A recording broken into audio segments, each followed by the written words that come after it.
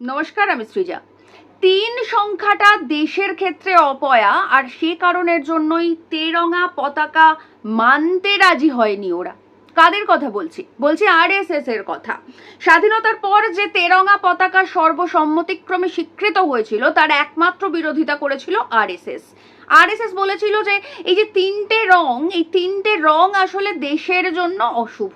এখন বিষয়টা হচ্ছে যে এই ৩ রঙের পতাকা বা ৩টে রং দেশের জন্য অবশ্যই অশুভ নয়, সেটার প্রমাণ আমরা এর আগে বহুবার পেয়েছি। আমার দেশ এরকম বহু কাজ করেছে যা আমাদেরকে গৌরবান্বিত করেছে, কিন্তু এই ৩ সংখ্যাটা যে ওদের ক্ষেত্রে শুভ নয়, এবং সত্যি সত্যি ওরা যেটা বলেছিল যে ৩ সংখ্যাটা অপয়া, যেটার জন্য রীতিমতন গোলওয়ার্কার তাঁর বাঞ্চ অফ থটসের ডিফটিং অ্যান্ড ড্রিফটিং চ্যাপ্টারটাতে সম্পূর্ণভাবে এই পতাকাটার বিরোধিতা করেছিলেন, এবং যাতে গোটা ভারতবর্ষের মানুষ এই পতাকাটা অস্বীকার করে তার জন্য জনমত গড়ে তোলার কথা বলেছিলেন। এখন এই ৩ সংখ্যাটা ওদের ক্ষেত্রে যে অশুভ সেটা কিন্তু বঙ্গ বিজেপি বেশ ভালোই বুঝতে পারছে। কেন বলছি? তার কারণ হচ্ছে শুভেন্দু অধিকারী এ রাজ্যে মুখ্যমন্ত্রী হয়েছেন, বা বিজেপি এ রাজ্যে ক্ষমতায় এসেছে ৩ মাস, আর এই ৩ মাসেই ৩টে বড় বড় সিদ্ধান্তে হার হয়েছে শুভেন্দু অধিকারীর। তো এই হারের যে রেশিও, মানে কোন ৩টে ক্ষেত্রে যে হেরে গেলেন মুখ্যমন্ত্রী শুভেন্দু অধিকারী, সেটা নিয়ে অবশ্যই আলোচনা করব। শুরুতেই আমি ৩ নম্বরটা বলবো, মানে লাস্টে একেবারে যে খবরটা এ রাজ্যে একেবারে চাঞ্চল্য ছড়িয়ে দিয়েছে, সেটা হচ্ছে যে মিড ডে মিলে নাকি আলাদা করে স্কুলগুলোয় ডিম পৌঁছে দেবে সরকার। এখন বিষয়টা হচ্ছে যে এই যে ঘোষণা যে আলাদা করে ডিম পৌঁছে দেবে সরকার, এটা কতটা বাস্তবায়িত হবে সেটা আমাদের পক্ষে এখনই জানা সম্ভব নয়। যদি কখনো হয় তখন সেটা নিয়ে আবার কথা বলবো, কিন্তু অ্যাটলিস্ট শুভেন্দু অধিকারী এটা ঘোষণা করতে বাধ্য হয়েছেন, আর বাধ্য হয়েছেন সেটা বামপন্থীদের আন্দোলনের চাপে, এটা অস্বীকার করার কোনো জায়গা নেই। কারণ প্রথম যখন এই খবরটা প্রকাশ্যে আসে যে স্কুলে বাচ্চাদের মিড ডে মিলের দায়িত্ব ইসকনের মতন একটা কলঙ্কিত সংস্থাকে দেওয়া হচ্ছে, এবং ইসকন যে কলঙ্কিত সংস্থা, এটা কিন্তু আমি মন গড়া কিছু বলছি না, আপনি গুগল খুললে আপনিও দেখতে পাবেন ইসকনের বিরুদ্ধে এই মিড ডে মিলের খাবারের ইস্যুতে বিভিন্ন অভিযোগ রয়েছে। গোটা গুগল ভরে ভরে ইসকনের বিরুদ্ধে অভিযোগ রয়েছে। তো এটা তো ছিল প্রথম অভিযোগ, যে কেন ইসকনের মতন এরকম একটা কলঙ্কিত সংস্থাকে বাচ্চাদের খাবারের দায়িত্ব দেওয়া হবে।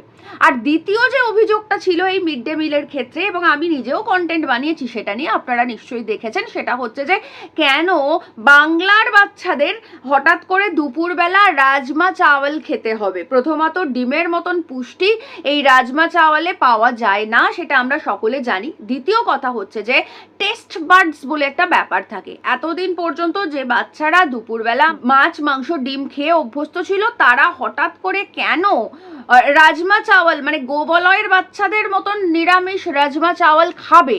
তো এটা নিয়েও প্রশ্ন ছিল। তো এটা নিয়ে প্রবল চাপ সৃষ্টি হয়েছে, প্রবল জনমত তৈরি হয়েছে, এবং সেই জনমতের চাপে এই মুহূর্তে দাঁড়িয়ে পিছু হটেছেন মুখ্যমন্ত্রী শুভেন্দু অধিকারী, এবং উনি জানিয়েছেন যে মিড ডে মিলে আলাদা করে ডিম পৌঁছে দেবে রাজ্য সরকার। কিন্তু এই যে ঘোষণা, এই ঘোষণা যদি বাস্তবায়িত করতে হয় তাহলে সেখানেও আমাদের প্রশ্ন ওঠে যে ইসকন এমন কি গুরুত্বপূর্ণ সংস্থা যে ইসকনকে দিয়ে খাবার সাপ্লাই দেওয়ার পরে আলাদা করে ডিম রাজ্য সরকার পৌঁছবে? এই যে খরচাটা, মানে ইসকনকে তো একটা পয়সা দিতে হচ্ছে, সেটাও তো আমার আপনার ট্যাক্সের টাকা। তারপরে এই যে আলাদা করে রাজ্য সরকার ডিম দেবে, সেটার যে অ্যালোকেশনটা সেটা কোথায়? কারণ আমরা জানি যে এবছরের বাজেট ইতিমধ্যেই সরকারের হয়ে গেছে। তো সেই সরকারের যে বাজেট হয়েছে সেখানে তো এই ডিমের টাকাটা অ্যালোকেট করা হয়নি। তো এখন এই টাকাটা কোথা থেকে, কোন ফান্ড থেকে কাটছাঁট করে অ্যালোকেট করা হবে, সেটা কিন্তু মুখ্যমন্ত্রীর দায়িত্ব বা রাজ্য সরকারের দায়িত্ব আমাদের রাজ্যবাসীকে জানানো। সেটা আদৌ মুখ্যমন্ত্রী জানাবেন কিনা আমরা জানি না, বা এই যে ডিম দেওয়ার ঘোষণা করা হয়েছে চাপের মুখে, সেটা আদৌ দেওয়া হবে কিনা সেটাও আমরা জানি না, সেটাও আগামী দিনে জানতে পারবো। কিন্তু এই মুহূর্তে দাঁড়িয়ে এই যে শুভেন্দু অধিকারী পিছু হটেছেন প্রবল জনরোষের চাপে বা জনগণের সমালোচনার মুখে, এটা অবশ্যই মুখ্যমন্ত্রী হিসেবে শুভেন্দু অধিকারীর ৩ নম্বর হার, এটা আমরা বলতেই পারি। কারণ শুরুতেই যদি উনি ইসকনকে নিয়ে এই গোলমালটা না পাকাতেন তাহলে এভাবে ওনাকে পিছু হটতে হতো না, আর এভাবে আমরা ওনার যে এটা ৩ নম্বর হার এই হিসেবে আইডেন্টিফাই করতাম না। এটা গেল 3 নম্বর হারের কথা। এবার আমি 2 নম্বর হারটার ক্ষেত্রে আসি। 2 নম্বর হার কোনটা?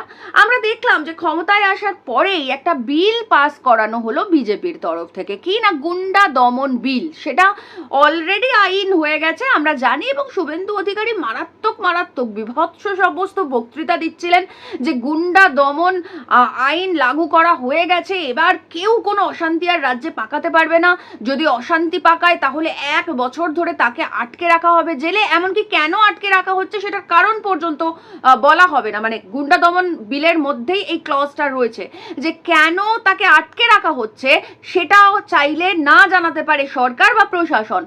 তো এই সমস্ত বিষয় প্রচন্ডভাবে লোকজনকে শাসানি টাসানি ধমকানি চমকানি এই সমস্ত শুভেন্দু অধিকারী দিলেন। এমনকি সরকারি সম্পত্তি নষ্ট যদি কেউ করে তাহলে নাকি তার বাড়ি ঘর সমস্ত কিছু বেচে দিয়ে নিলামে তুলে দিয়ে সেই টাকা সরকার শোধ করবে, এরকমও হুমকি দিলেন।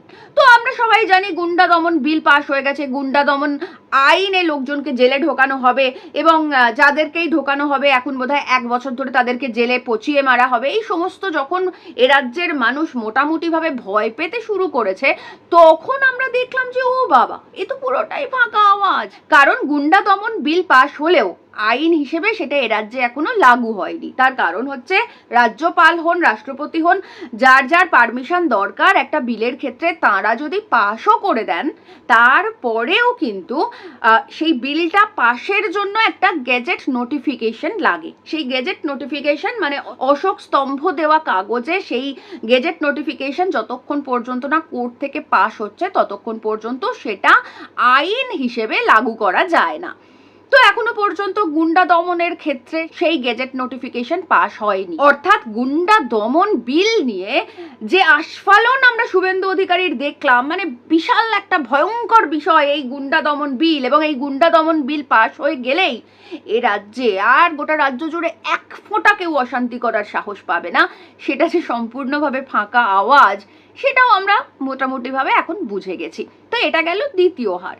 এবার আমরা একটুখানি প্রথম হারটা নিয়ে আলোচনা করব, যেটা ক্ষমতায় আসার পরেই শুভেন্দু অধিকারী যেটা নিয়ে একেবারে হইচই ফেলে দিয়েছিলেন গোটা রাজ্য জুড়ে, সেটা হচ্ছে হকার উচ্ছেদ। সেই সময় মানে প্রত্যেক দিন একটা যে কোনো রেল স্টেশনে গিয়ে হকার উচ্ছেদ হচ্ছে, রেল কলোনির উচ্ছেদ হচ্ছে, বস্তিবাসীর উচ্ছেদ হচ্ছে, মানুষের উচ্ছেদ হচ্ছে, জীবন জীবিকা উজাড় হয়ে যাচ্ছে, মানুষের মাথার ছাদ কেড়ে নেওয়া হচ্ছে। সে একেবারে মানে হই হই রই রই ব্যাপার।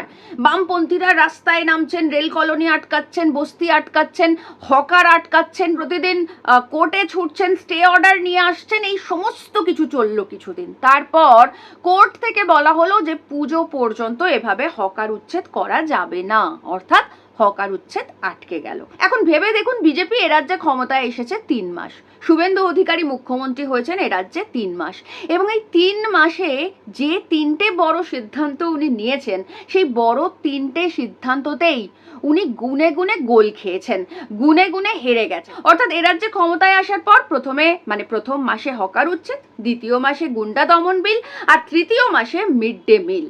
হারের ইতিমধ্যেই হ্যাট্রিক করে ফেলেছেন শুভেন্দু অধিকারী।